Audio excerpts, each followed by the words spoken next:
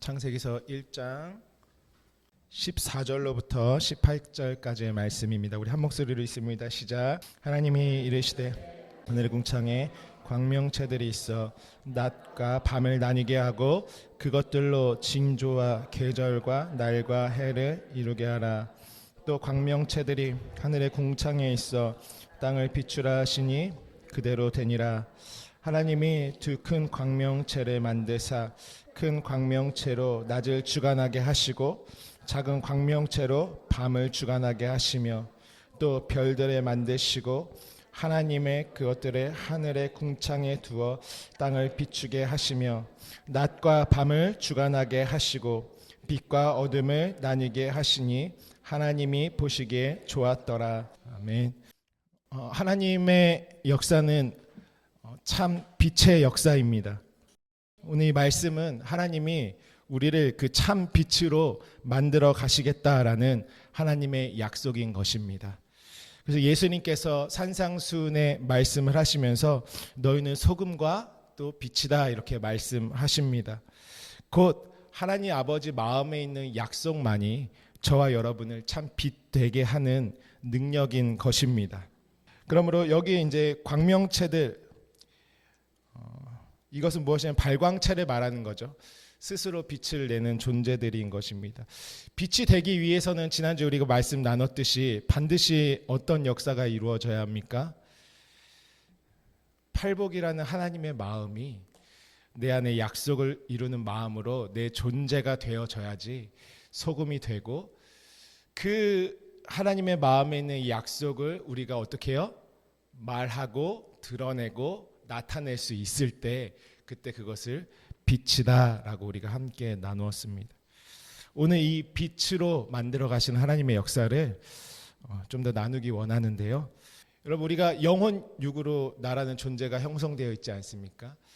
내 혼 안에, 곧 내 마음 안에 무엇을 담느냐에 따라서 우리 육체는 비춰내는 존재인 것입니다. 하나님과 같은 말, 같은 뜻, 같은 생각, 같은 마음, 같은 계획을 갖게 된 나는 그 하나님의 것만을 비추며 살아가는 자로 바뀌는 것이죠. 내 혼이라는 내 마음이요, 예를 들어서 색깔로 말하면 빨간색이 들어오면 내 육체는 뭐가 나타낼까요? 빨간색을 나타낼 수밖에 없습니다. 내 마음이 하나님이 주신 것이 우리가 예를 들어서 빨간색이라고 했을 때 그 빨간색으로 완전히 물들여지면 우리 육체의 삶은 그 빨간색을 고스란히 나타낼 수밖에 없게 되어 있죠. 근데 과정이 있다는 것이죠. 빨간색을 내가 붙잡았는데, 내 마음에 들어왔는데 내 육체의 삶에서 갑자기 주황색이 나타나면 어떻게 될까요? 그 하나님이 뭐라 그러시냐면 노란색은 네 거야 이렇게 말씀하시죠. 빨간색과 노란색이 합쳐지면 주황빛이 나지 않습니까? 그러면 하나님은 뭐 어떻게 하시냐면 내 안에 가지고 있던 노란색을 진리의 말씀으로 완전히 없애시는 것입니다. 그 이 땅 우리가 육체의 삶의 어떤 시험과 같은 일들, 곧 우리 육체의 삶에 경험하는 모든 시험들은 나로 말미암아 하나님이 주신 그 빨간색, 곧 생명과 진리 하나만 갖게 만드는 통로인 것이죠. 그 말씀과 생명한, 그러면은 우리는 무엇을 드러냅니까? 하나님이 내 안에 주신 색깔만 드러내는 자로 하나님이 나를 만들어 가시는 것입니다. 여러분, 우리는 하나님의 말씀이 내 안에 임했을 때 어떻게 비춰내고 있습니까? 하나님이 주신 그대로 비춰내고 있지 못하다면 말씀 안에서 하나님 능력으로 말미암아 새롭게 나아가시는 은혜가 있으시기를 주님의 이름으로 축복합니다. 하나님은요, 그래서 계속 어떻게 말씀하시냐면 너희 마음이 어떠한가 하여 이렇게 말씀하시죠. 신명기서 8장 2절에서도 하나님이 이스라엘 백성들을 광야로 보내시면 물이 없고 또 양식이 없는 그곳으로 보내신 것은 왜 그러십니까? 내 하나님 여호와께서 이 40년 동안에 내게 광야의 길을 걷게 하신 것을 기억하라. 이는 너를 낮추시며 너를 시험하사 내 마음이 어떠한지 그 명령을 지키는지 지키지 않는지 알게 하려 하심이라. 그러면서 하반절에는 오직 하나님의 말씀으로 사는 것을 알게 하려 하심이라 주님께서 말씀하십니다. 그러니까요, 저와 여러분의 삶은 마치 저울에 올려지는 것과 같습니다. 성경에서는 저울이란 말씀이 많이 나오거든요. 한쪽에는 하나님의, 오른쪽에 하나님의 말씀, 진리, 한쪽에는 내 마음을 놓고 하나님께서 무엇 하시냐면 저울로 우리를 달아보시는 것이죠. 레위기서 19장 36절 말씀 우리 함께 읽어보도록 하겠습니다. 레위기서 19장 36절 말씀입니다. 시작. 공평한 저울과 공평한 추와 공평한 에바와 공평한 흰을 사용하라. 나는 너희를 인도하여 애굽 땅에서 나오게 한 너희의 하나님 여호와니라. 아멘. 공평한 저울, 공평한 추를 말씀하시죠. 신명기서 25장 15절도 우리 함께 읽어보겠습니다. 시작. 오직 온전하고 공정한 저울 추를 두며 온전하고 공정한 되를 둘 것이라. 그리하면 내 하나님 여호와께서 내게 주시는 땅에서 내 날이 길리라. 결국에 하나님의 것과 같은 똑같은 분량의 것을, 똑같은 내용의 것을, 같이 하나 된 것을 우리에게 갖게 하시는 것입니다. 욥도 이런 고백을 하죠. 욥기서 31장 6절인데요. 하나님께서 나를 공평한 저울에 달아보시고 그가 나의 온전함을 아시기를 바라노라. 이렇게 고백하죠. 계시록에도 이 말씀이 있습니다. 우리 함께 읽어볼까요? 6장 5절에 함께 있습니다. 시작. 셋째 인을 떼실 때에 내가 들으니 셋째 생물이 말하되 오라 하기로 내가 보니 검은 말이 나오는데 그 탄 자가 손에 저울을 가졌더라. 탄 자가 왜 손에 저울을 가졌습니까? 우리의 심령을 달아보기 위해서 저울을 가진 것입니다. 우리 마지막으로 잠언도 읽어볼까요? 시작. 내가 말하기를 나는 그것을 알지 못하노라 할지라도 마음을 저울질하시는 이가 어찌 통찰하지 못하시겠으며 내 영혼을 지키시는 이가 어찌 알지 못하시겠느냐. 그가 각 사람의 행위대로 보응하시니라. 아멘. 이 말씀들 외에도요, 선지자들이 말하는 저울들이 있고 또 성경에 많은 저울에 관한 내용들이 나옵니다. 근데 저울은요, 예수님이 너희는 나의 멍에를 메라. 성경에서는 저울과 멍에를 같은 단어로 사용합니다. 그러니까 예수님과 같은 멍에를 메는 것을 우리가 지난주에 나눴듯이 같은 말, 같은 뜻, 같은 계획, 같은 생각, 같은 마음을 갖게 되는 것이 바로 주님과 함께 맨 멍에가 되는 것이죠. 곧 우리를 저울에 달아보시는 것은 왜 그러시겠습니까? 하나님과 하나가 되게 하시려고, 같은 말을 갖게 하시려고 하시는 것입니다. 그래서 우리를 하나님은 계속해서 달아보십니다. 근데 여러분, 나를 이 저울 위에 올려놓는 이가 누구일까요? 우리 다음 PPT 보여주시면 나를 저울 위로 올려놓는 존재가 있어요. 성경에서. 누가 나를 저울 위로 올려놓습니까? 내 마음을. 제사장이 그 역할을 합니다. 성경에 제사장들이 나오죠. 제사장, 우리가 구약 성경에서요, 병든 사람도 누구한테 가서 깨끗함을 증명받아야 됩니까? 나의 모든 상태가 제사장 앞에서 증명받게 돼 있어요. 제사장은 어떤 역할을 하죠? 나의 죄와 모든 허물을 들고 하나님께 나아가서 하나님을 만나게 해주는 역할을 하는 것이 바로 제사장입니다. 그러니까 제사장은 골방에서 날마다 뭘 보죠? 두루마리 율법 책을 보고 그 율법의 잣대에다가 나를 딱 올려놓는. 그러니까 제사장 앞에 가면 내가 숨길 것이 있을까요? 없어요. 제사장 앞에 가면 내가 어떻게 되냐면 바로 저울에 탁 달리게 되는 것입니다. 그 성전 바깥에서는 하나님 백성의 외인으로 우리가 어쩌면 살면서 내 마음의 본질상 원하는 그 정욕을 쫓아 살았던 내가 딱 제사장을 만나니까 순간 나의 존재가 드러나면서 저울에 달린 죽을 수밖에 없구나. 나의 모든 형편과 상황이 제사장 앞에 가서 다 드러나는 것입니다. 그러니까 이스라엘 백성들은 다 죄를 해결받기 위해서는 먼저 누구를 찾아갑니까? 제사장들을 찾아갑니다. 제사장. 로마서 3장 19절 말씀에 보니까 우리가 알거니와 무릇 율법이 말하는 바는 율법 아래에 있는 자들에게 말하는 것이니 이는 모든 입을 막고 온 세상으로 하나님의 심판 아래에 있게 하려 함이라. 저울에 달렸다 모두. 이제 거기서 빠져나갈 사람이 아무도 없어요. 이미 그 무엇이 주어졌습니까? 인류에게 율법이라는 하나님의 말씀이 주어져 있기 때문에 그렇습니다. 한 사람도 빠져나갈 수 없이 어디에 달리냐면 하나님의 저울대 앞에 올라가는 것입니다. 그러면서 이 제사장은 어떻게 합니까? 제사장은 내 마음의 상태를 율법화시켜서 저울에다 다 올려놓는 것입니다. 법을 갖다 대는 것이죠. 심판 아래 죽을 수밖에 없는 삶을 다 드러내는 것입니다. 그리고 나서 제사장이 하는 것이 무엇입니까? 그 우리의 모든 허물을 가지고 들어가서 본인이 죽는 것이에요. 한마디로. 그래서 구약에서는 1년에 한 차례 대제사장이 어떻게 합니까? 지성소에 그 하루 안에 3번을 들어갑니다. 대속죄일날 들어가죠. 대속죄일날 제사장이 지성소에 들어갈 때에 첫 번째 지성소에 들어가서 뭐냐 하면 뒤돌아서 그 법궤가 얼굴에 보이지 않도록 지성소에 연기를 가득 채우는 일을 합니다. 그 다음에 두 번째 들어갈 때는 피를 가지고 들어가서 어떻게 하면 자기의 죄, 제사장도 사람이지 않습니까? 자기의 죄를 해결받기 위해서 두 번째 들어갑니다. 거기서 죄를 해결받지 못하면 제사장이 살아서 나오지 못하는 것이죠. 그때 제사장이 죄를 해결받고 나오면 이제 이스라엘 백성들의 모든 죄를 가지고 지성소로 들어가는 것입니다.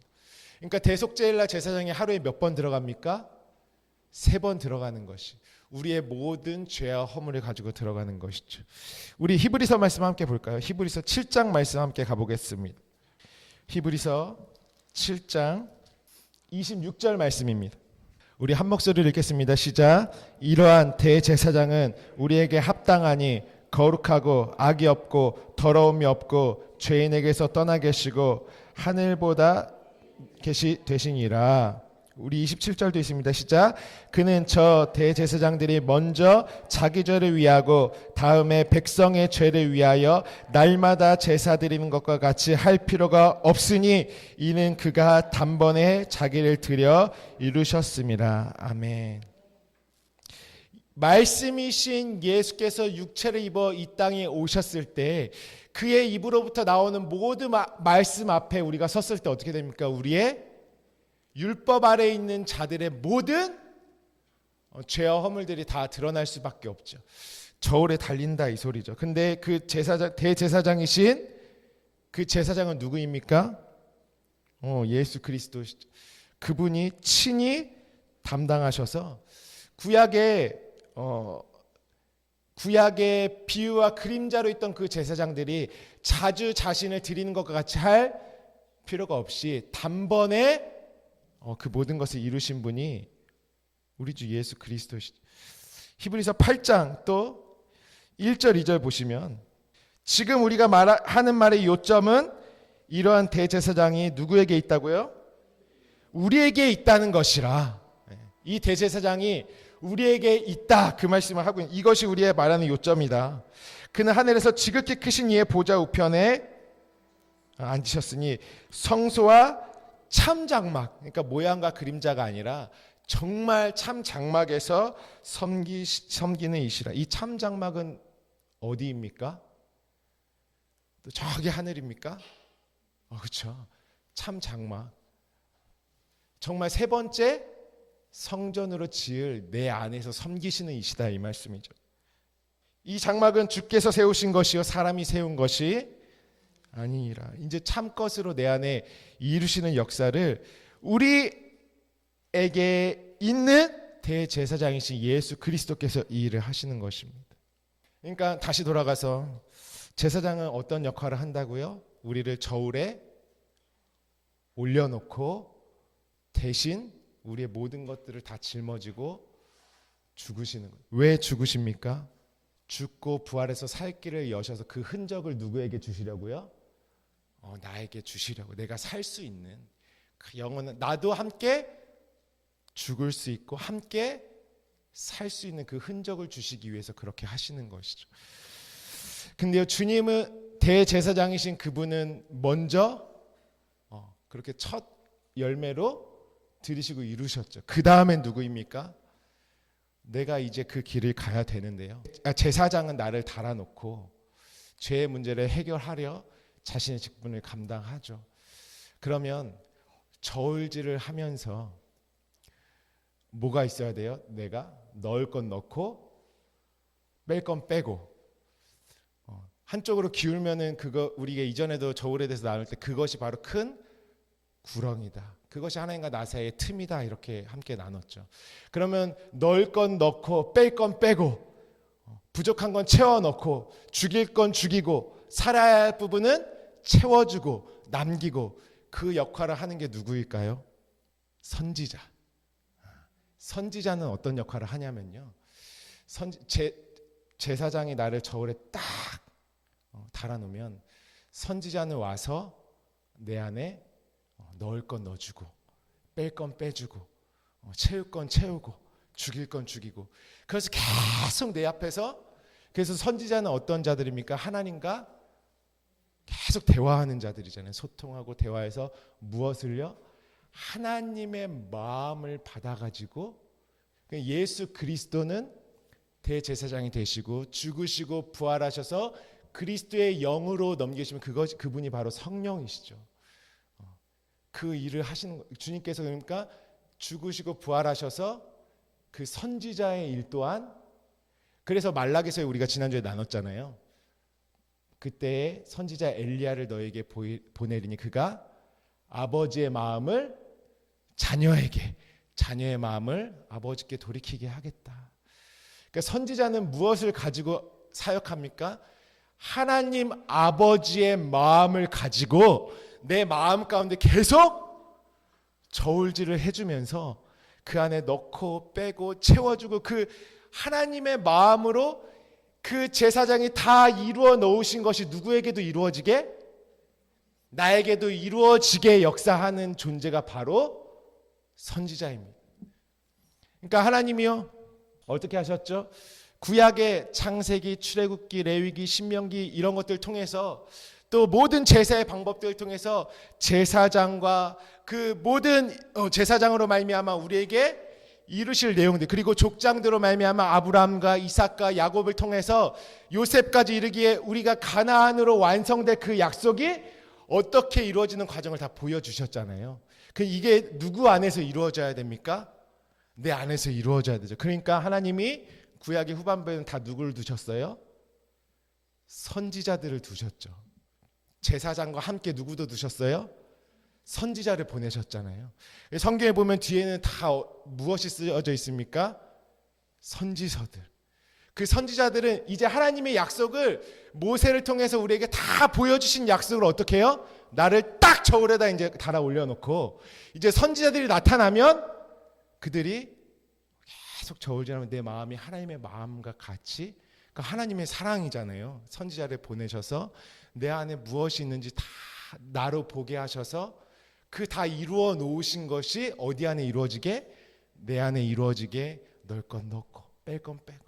그러니까 우리에게 누구의 말이 들려와야 되겠습니까? 내 안에 선지자의 말이 들려와야 되죠.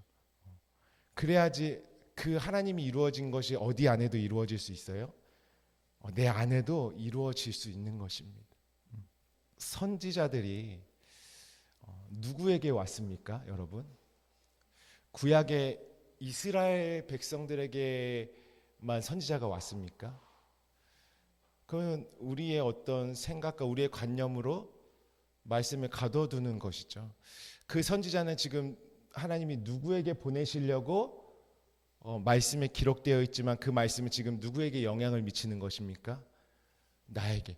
선지자는요, 지금 나에게 보내신 것이에요. 구약에 있는 선지자들은 당시에 구약의 이스라엘 백성들이 포로로 잡혀갔고 어떤 왕이 어떤 일을 겪었고 그래서 선지자가 필요하고 그 역사 속에 있는 선지자가 아니라요. 지금 하나님이 그 선지자들을 오늘 나에게 보내신 것이에요. 나를 어떻게 하시려고 하시냐면 하나님과 같은 자로 만드시려고, 같은 분량으로 만드시려고 선지자를 보내셨습니다. 그러니까 선지자를 보내심은 지금 내가 그 선지자를 받아들이고 그 선지자가 준 것으로 말미암아 온전히 바뀌어지라고 선지자를 보내신 것입니다. 그러니까 저와 여러분의 삶에 선지자가 필요하겠어요? 안 필요하겠어요? 반드시 필요한 것이에요. 선지자 많이 읽어보셨나요? 선지자가 없으면요, 내가 보긴 보는데 내가 만들어지진 않아요.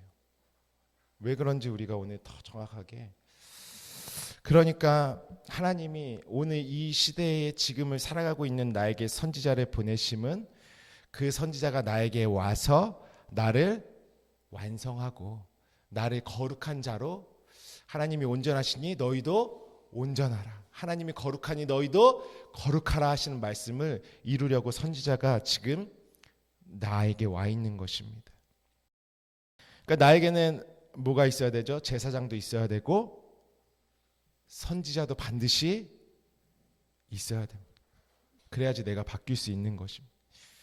제사장이 이루어 놓으면 선지자는 내 안에서 그것이 완성될 수 있도록, 이루어질 수 있도록 역사하는 것이죠. 그러니까 선지자를 만나면요, 이 문제를 하나님의 마음으로 어떻게 해결해야 될지 그 답을 다 찾을 수 있는 것이에요. 우리 열왕기상 1장 1절 함께 읽어볼까요? 시작. 다윗 왕이 나이가 많아 늙으니 이불을 덮어도 따뜻하지 아니한지라. 지금 이 말씀은 어떤 의미일까요? 나이가 많아 늙으니 이불을 덮어도 따뜻하지 아니한지라. 그러니까 다윗의 때, 다윗의 얘기는 이제 거의 끝나간다, 막바지에 왔다, 이 얘기죠. 다윗이 어떻습니까? 이제 이불을 덮어도 따뜻하지, 이제 갈 때가 됐다라는 거죠, 다윗이. 그러면 이제 열왕기상은 어떤 것을 준비합니까? 새 시대를 준비하고 있는 것입니다. 다윗의 이야기는 이제 다 끝나가는 것이, 새 시대를 어떻게 열어갑니까? 이제 누가 왕이 될 것이냐. 이제 다윗이 왕이었으니까 다음 이제 다윗이, 이제 다윗의 시대가 이제 다 맞춰지고 다음으로 왕이 될 자가 누구냐로부터 시작하는 게 열왕기상 1장의 말씀입니다. 다음 왕이 누가 될 것이냐. 하나님이 열왕기서를 왜 쓰셨을까요? 왜 왕들의 이야기를 성경에 넣으셨을까요? 누가 왕이 돼야 됩니까? 여기서 솔로몬이 왕이 돼야 되잖아요. 근데 그 솔로몬이 왕을 되는 걸 통해서 하나님께서 나를 왕으로 세우고자 하시는 하나님의 마음이 들어있는 것이에요. 그러니까 성경 말씀에 베드로전서 2장 9절에도 그러나 너희는 택하신 족속이요 왕 같은 이 없죠. 왕인 제사장이에요. 우리를 무엇 되게 하시는 것입니까? 왕 되게 하시는 것이죠. 성경 이야기는요. 요한계시록 22장 5절에도 다시 밤이 없겠고 등불과 햇빛이 쓸데없으니 이는 주 하나님이 그들에게 빛이심이라 그들이 세세토록 왕노릇하리로다. 이것이 누구 이야기입니까? 내 이야기입니다.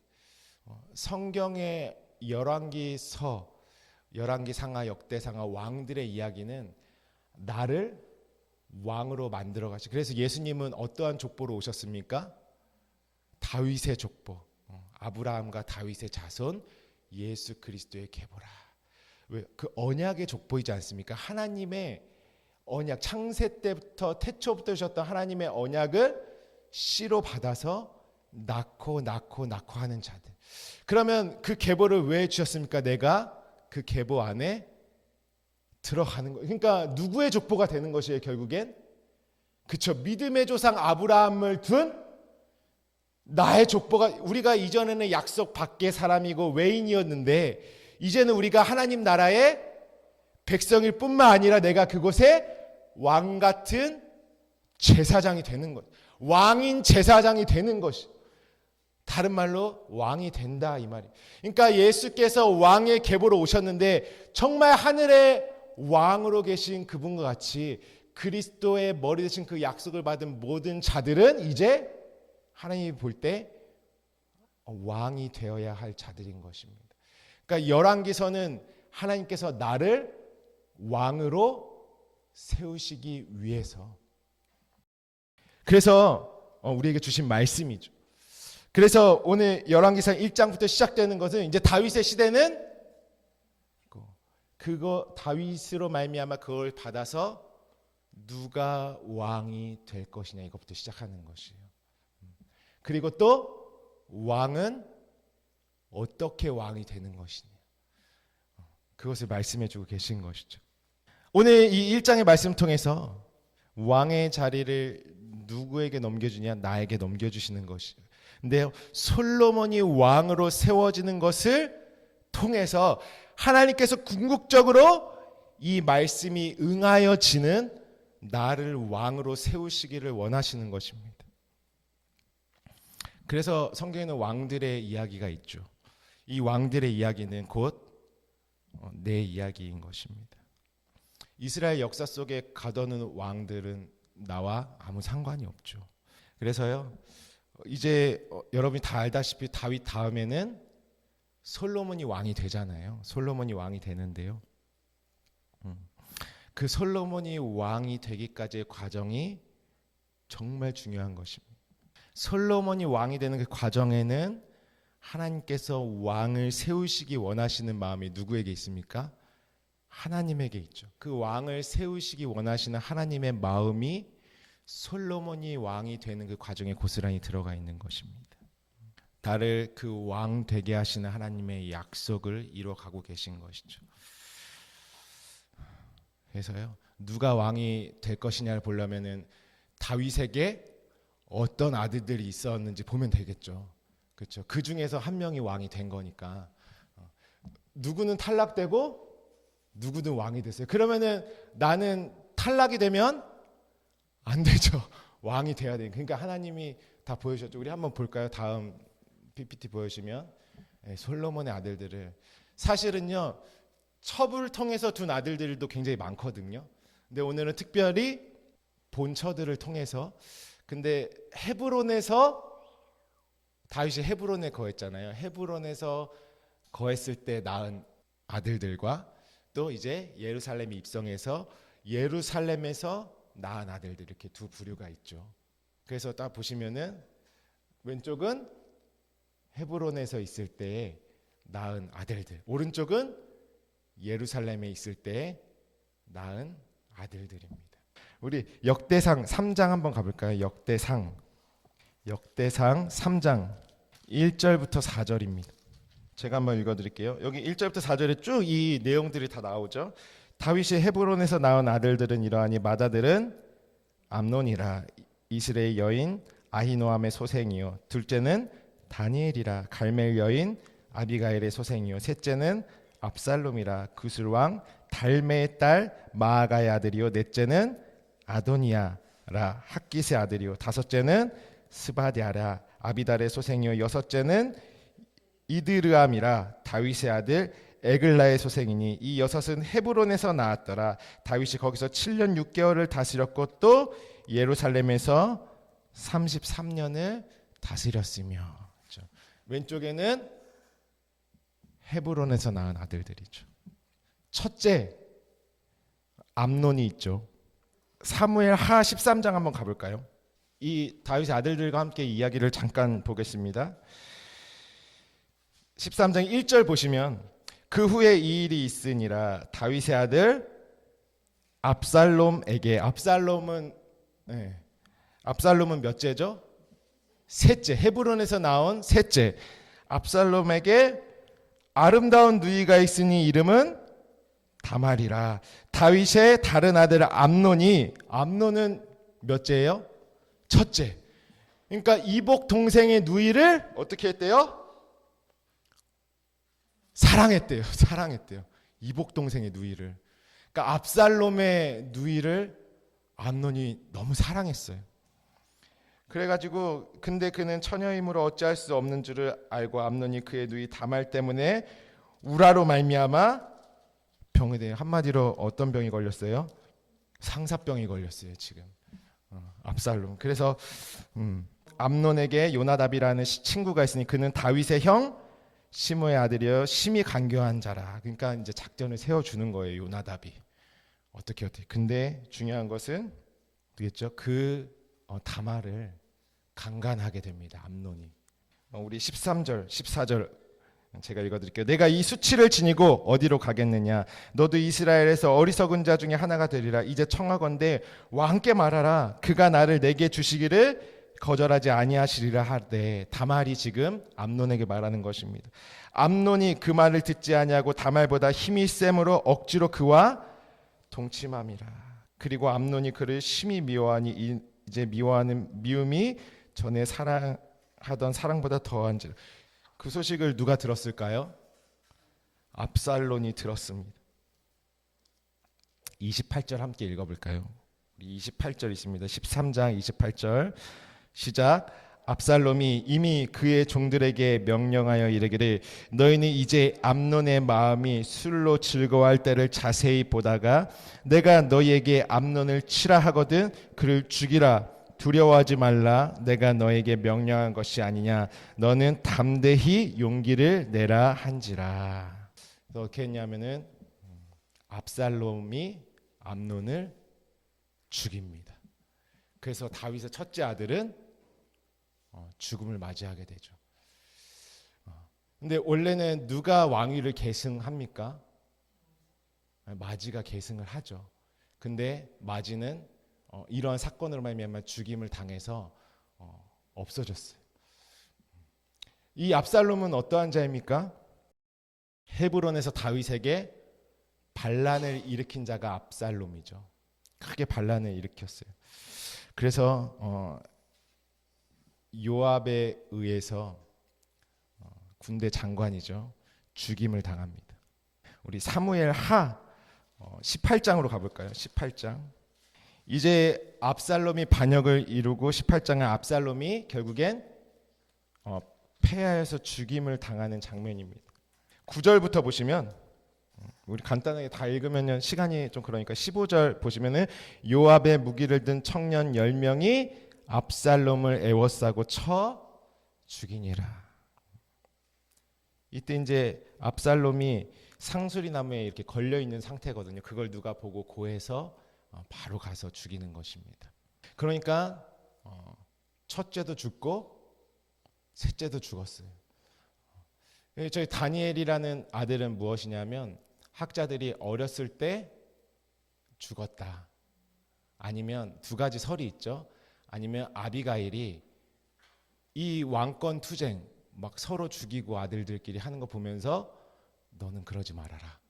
그러면서 철저하게 보호했다. 두 가지 설이 있어요. 근데 어떤 것이 더 지지를 받냐 하면 일찍 죽었다. 어린 나이에 죽었다. 그러니까 어떻게 했어요? 다윗의 첫째, 둘째, 셋째는 다 없는 것이. 그래서 제가 아도니아에 빨간 글씨를 탁 해놓은 것입니다. 그 아래로는 볼 것도 없어요. 왕의 이 승계 절차에 따르면 누가 왕이 돼야 됩니까? 다음 왕으로 아도니아. 그렇죠. 다윗이 예루살렘에서 궁전뜰에 거닐다가 우리아의 아내가 있는 것을 보고 반해서 우리아를 전쟁통에 보내고 데리고 온 자가 바로 밧세바입니다. 근데 밧세바 처음에 낳은 아들은 죽었어요. 하나님께 그 징벌을 받아가지고. 그래서 그 다음에 나온 자가 솔로몬이죠. 근데 솔로몬은 성경에서 하나님이 그를 사랑하셨더라. 그러니까 그래서 예루살렘에 나 솔로몬은 하나님 마음에 합한 자로 있는 것이고, 그 다음에 헤브론에서 나왔던 아도니아는 혈통상 그가 왕이 돼야 되는 것이고, 하나님 마음에 점찍혀 있는 자랑, 당연히 다음에 승계를 이어야 될 아도니아가 어디에 나오겠어요? 이제 다윗이 죽을 때가 다 돼가지고 이불을 덮어서 따뜻하지 않을 때 하나님이 아도니아와 솔로몬을 열왕기 상에 딱 등장시키시는 것입니다. 우리 한번 열왕기상 1장 5절 말씀 함께 볼까요? 우리 한번 다 같이 한번 읽어보도록 하겠습니다. 시작. 그때 학기세 아들 아도니아가 스스로 높여서 이르기를 내가 왕이 되리라 하고 자기를 위하여 병거와 기병과 호위병 50명을 준비하니. 아도니아도 아는 거예요. 이제 아버지 다윗 왕도 이불을 덮어도 안 따뜻하다고 하는데, 그래서 뭐냐면 스스로 높여 이르기를 내가 왕이 되리라 하고요. 어떻게 했습니까? 9절 한번 읽어볼까요? 시작. 아도니아가 에누록의 근방 소엘렛 바위 곁에서 양과 소와 살찐 송아지를 잡고 왕자 곧 자기의 모든 동생과 왕의 신하된 유다 모든 사람을 다 청하였으나 선지자 나단과 분야와 용사들과 자기 동생 솔로몬을 청하지 아니하였더라. 여기서요 무엇이 중요하냐면요, 아도니아에게는 그를 왕이 되게 하기 위해서 누가 따라 붙었느냐, 솔로몬은 솔로몬이 왕이 되게 하기 위해서 누가 따라 붙었느냐, 이게 중요하죠. 우리 한번 7절 한번 볼까요? 함께 읽어보겠습니다. 7절 시작. 아도니아가 수루야의 아들 요압과 제사장 아비아달과 모이아니 그들이 따르고 도우나. 누가 있었습니까? 아도니아에게는 그쵸, 수루야의 아들 요압. 이 요압이 누구 죽인 자예요? 아까 전에 압살롬 죽인 사람이에요. 이 요압, 군대 장관이었던 요압과 제사장인 아비아달이 딱 붙어 있습니다. 아도니아에게는. 솔로몬에게는 누가 있을까요? 8절 읽어볼까요? 시작. 제사장 사독과 여호야다의 아들 분하야와 선지자 나단과 시므이와 레이와 다윗의 용사들은 아도니아와 같이 하지 아니하였더라. 우리 한번 18절부터 19절 함께 읽겠습니다. 18절 19절. 그 소식을 밧세바 곧 솔로몬의 어머니가 들은 것이에요. 우리 함께 읽겠습니다. 시작. 이제 아도니아가 왕이 되었어도 내 주 왕은 알지 못하시나이다. 그가 수소와 살찐 송아지와 양을 많이 잡고 왕의 모든 아들과 제사장 아비아달과 군사령관 요압을 청하였으나 왕의 종 솔로몬은 청하지 아니하였나이다. 아멘. 여기서도 말씀하고 있죠. 군사령관 요압과 제사장 아비아달을 청하였다. 그러니까 지금 아도니아가 위임직도 하고 근데 자기 아버지 다윗도 초청 안 하고 보고도 하지 않죠. 왕권은 이제 나다. 스스로 왕이 되고자 하면서 요압과 군대 장관과 제사장이 그에게 함께 있는 것이죠. 우리 솔로몬 한번 볼까요? 1장 32절부터 35절까지 함께 있습니다. 32절부터 35절 시작. 다윗 왕이 이르되 제사장 사독과 선지자 나단과 여호야다의 아들 분야를 내 앞으로 부르라 하니 그들이 왕 앞에 이른지라. 왕이 그에게 이르되 너희는 너희 주의 신하들을 데리고 내 아들 솔로몬을 내 노새에 태우고 기온으로 인도하여 내려가고 거기서 제사장 사독과 선지자 나단은 그에게 기름을 부어 이스라엘 왕으로 삼고 너희는 뿔나팔을 불며 솔로몬 왕은 만세수를 하옵소서 하고. 아멘.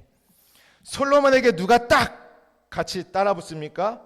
제사장 사독, 선지자 나단, 여호야다의 아들 분하야. 분하야는 군대 장관이죠.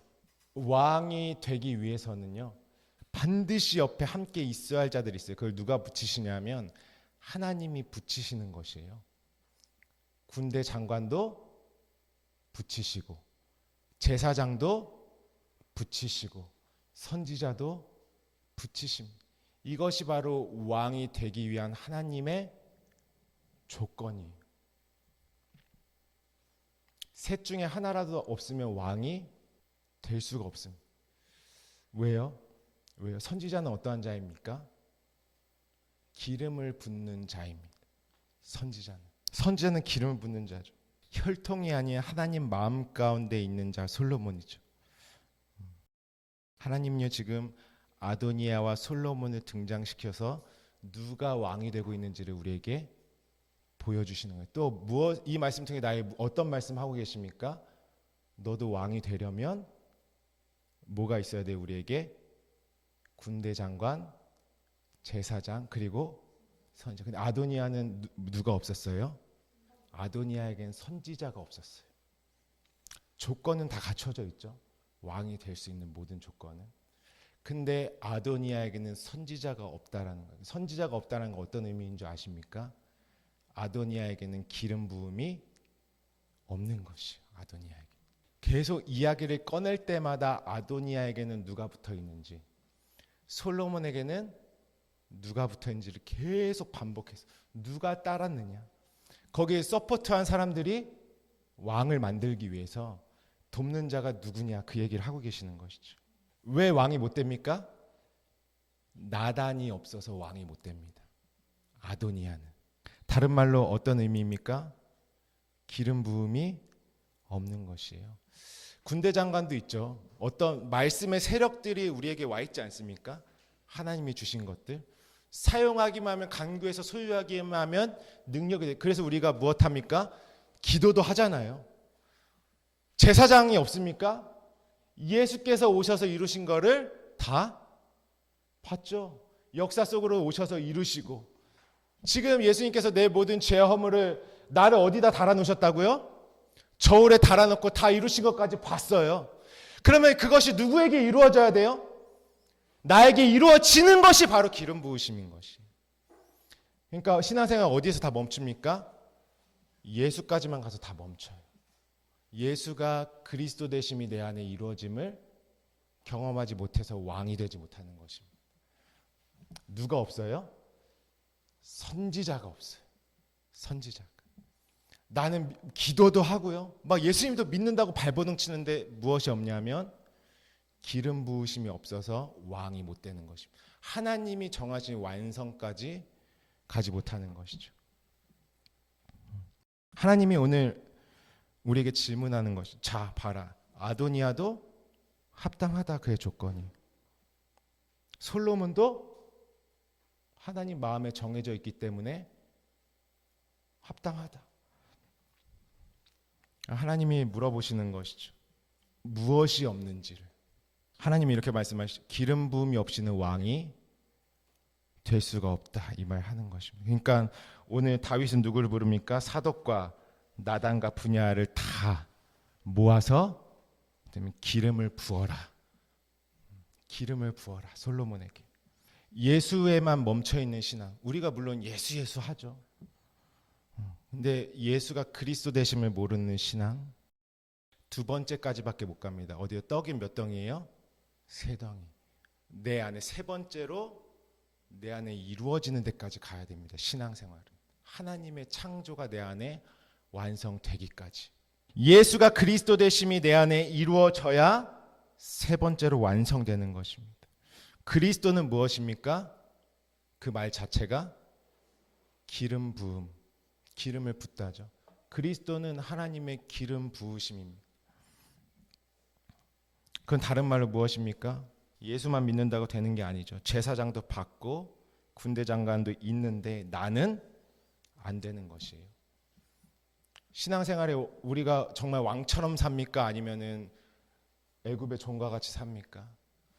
하나님 우리에게 정말 하나님 나라의 왕들 되기 원하셔서 부르신 것이, 어쩌면 소돔과 고모라의 롯과 같이 내가 갈 곳을, 성읍을 내가 정하지는 않습니까?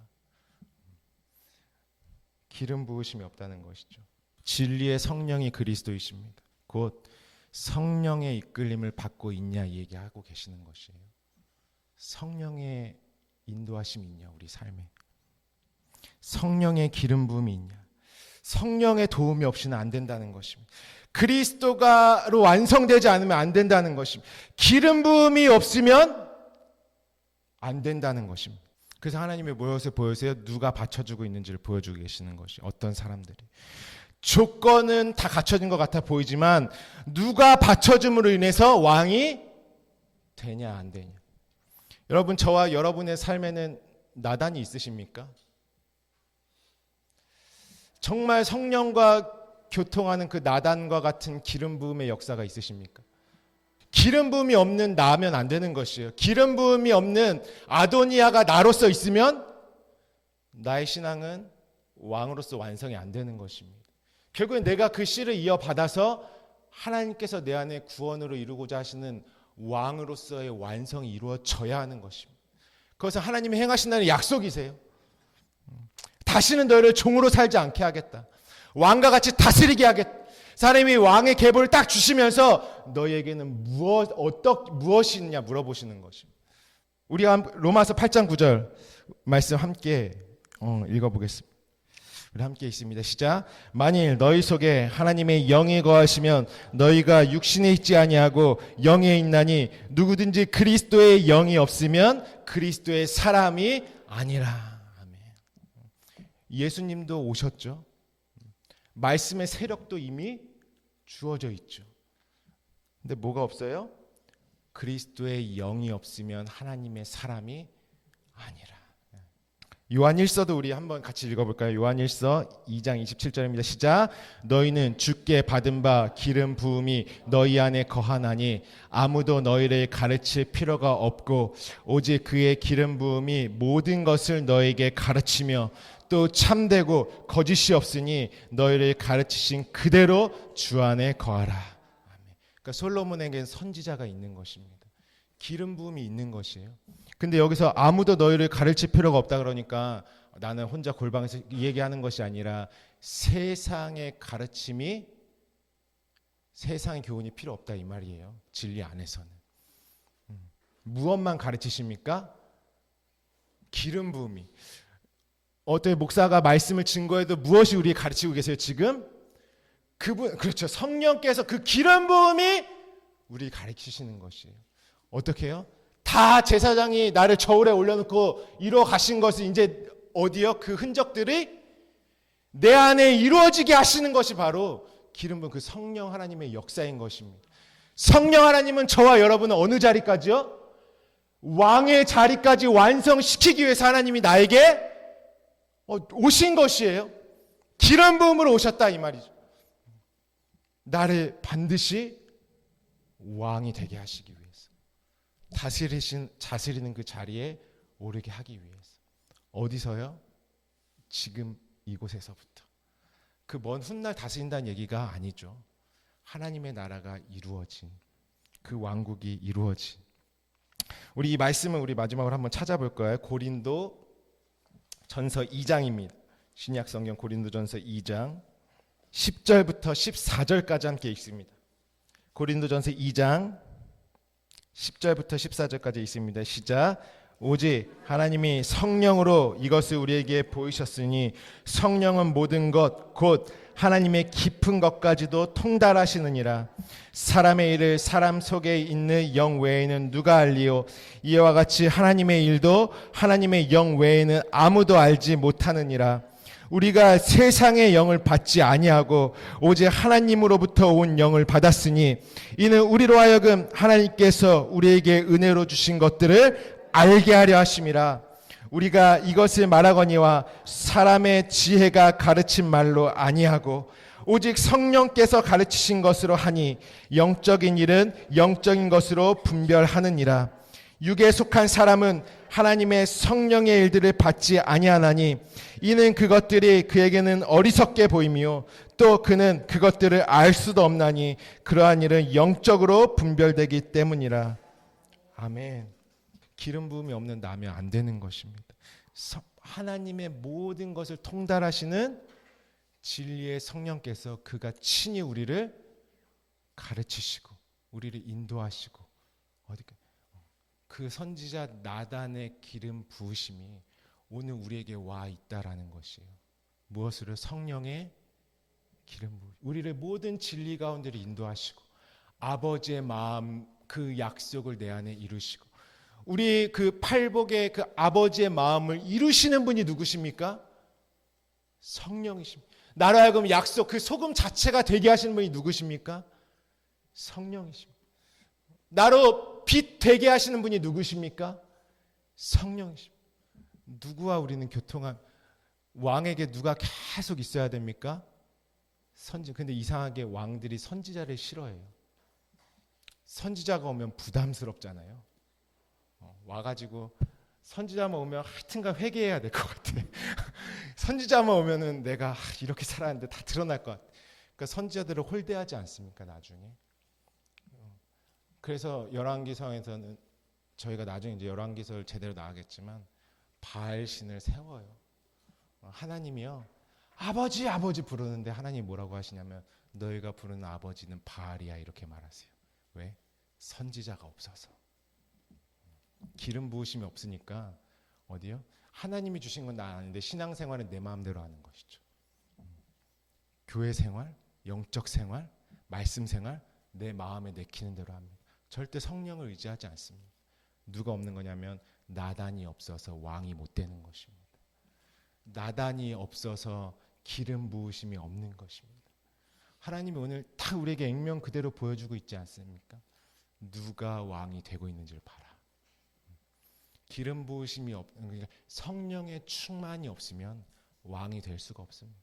성령 우리가 여기 말씀 우리가 정하죠. 우리 교회 아주 슬로건 힘으로 되지 아니하며 능력으로 되지 아니하며 오직 나의 영으로 되느니라.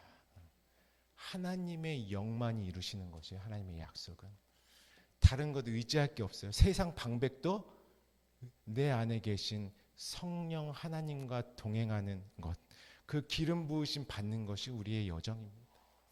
누구와 가장 친해야겠습니까? 성령. 여러분 오늘을 살아가실 때 뭐 어제도 볼 것 없어요. 오늘 성령 하나님과 대화해 보셨습니까? 아침에 일어나서 내 옆에는 그 나단이 있습니까? 그 기름 부으심이 있습니까? 하나님이 오늘 우리에게 그 질문을 던지시는 것입니다. 너에게는 나단이 있냐? 기름 부음이 있냐? 그러니까 모든 복음과 진리와 생명, 하나님의 약속, 하나님의 마음이 너희 안에 이루어지고 있냐? 그 말씀하고 계신 것입니다. 우리는 성령의 이끌림 받지 않으면 절대로 왕이 될 수가 없습니다.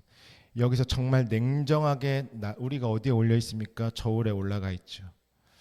성령께서 나에게 모든 필요를 아시고 나를 위해 친히 간구하시며 무엇이 필요한지를 그때그때 때를 따라 부어주시는 분이 바로 성령 하나님의 역사입니다.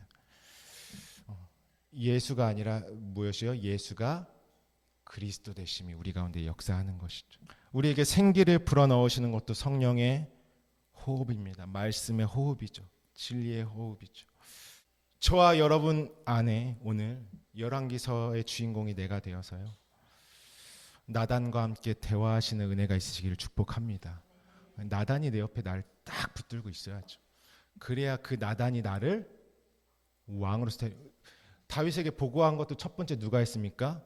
나단이 딱 가서 다윗에게 말하는 것이 가장 처음에 아도니아가 왕이 되고 있습니다. 나단이 있어야 하는 것이죠.